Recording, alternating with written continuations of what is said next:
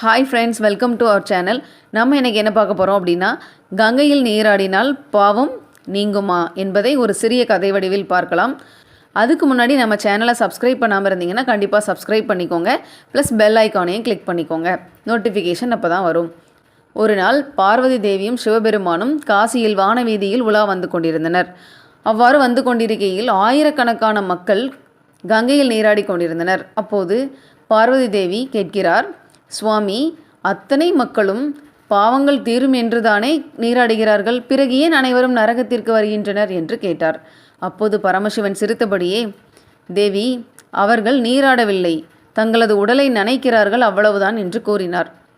பார்வதி தேவிக்கு அதிக சந்தேகம் ஏற்பட்டது. அதனால் பரமசிவன், நான் சொல்வதை மட்டும் கேள் என்று கூறினார். தேவியும் சரி என்றார். நாம் இருவரும் மூதாதையர் வேடம் அணிந்து கொள்வோம். நான் இப்போது இந்த சகதி கிடங்கில் விழுகிறேன். என் கணவர் இந்த சேரும் சகதியும் உள்ள கிடங்கில் விழுந்துவிட்டார், வந்து காப்பாற்று என்று கூறு என்று சொன்னார். அதேபோல் பார்வதி தேவியும் செய்தார்கள். அவ்வாறு செய்கையில் ஒரு சிலர் வந்தார்கள். வந்துவிட்டு, இப்பொழுதுதான் நான் கங்கையில் குளித்துவிட்டு வந்தேன், இனி ஏன் இந்த சாக்கடையில் விழுவது என்று கூறிவிட்டு சென்று விட்டனர். ஒரு சிலர் வந்தனர், பரிதாபத்தோடு பார்த்தனர். ஒரு சிலர் மட்டுமே காப்பாற்ற முன்வந்தனர். காப்பாற்ற வந்தவரிடம் தேவி கூறுகிறார், என் கணவர் எந்த பாவமும் அறியாதவர், அவர் யோகி, அதனால் உங்களிடம் பாவம் இல்லை என்றால் மட்டும் என் கணவரை தொட்டு தூக்க வேண்டும் என்று கூறுகிறார். அவ்வாறு கூறியவுடன் முன்வைத்த காலை ஒரு சிலர் பின்வைத்து விட்டனர். பின்பு ஒரே ஒரு இளைஞர் மட்டும் தைரியமாக நான் காப்பாற்றுகிறேன் என்று கூறிவிட்டு வந்தார். அப்போது தேவி அதே பதிலை அந்த இளைஞனிடம் கூறுகிறார்.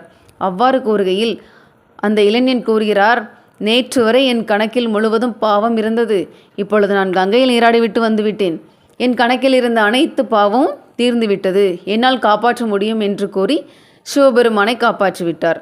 அப்பொழுது சிவபெருமானும் பார்வதி தேவியும் அந்த இளைஞனுக்கு காட்சி கொடுத்து ஆசீர்வாதம் வழங்கி அனுப்பினர். இப்பொழுது தெரிகிறதா, காசியில் அவர்கள் நீராடுகிறார்களா இல்லை உடலை நனைக்கிறார்களா என்று யாருக்குமே எந்த ஒரு நம்பிக்கையும் கிடையாது. கங்கையில் நீராடிவிட்டால் தன் பாவம் போகிவிடும் என்பது நியதி. ஆனால் யாரும் அதனை முழுமையாக நம்புவதில்லை. அதனால்தான் அவர்கள் நரகத்திற்கு செல்கின்றனர். இதிலிருந்து என்ன தெரியுது அப்படின்னா, ஒரு மனிதன் கங்கையில் நீராடிவிட்டால் தன்னுடைய பாவம் சென்றுவிடும் என்பது உண்மை.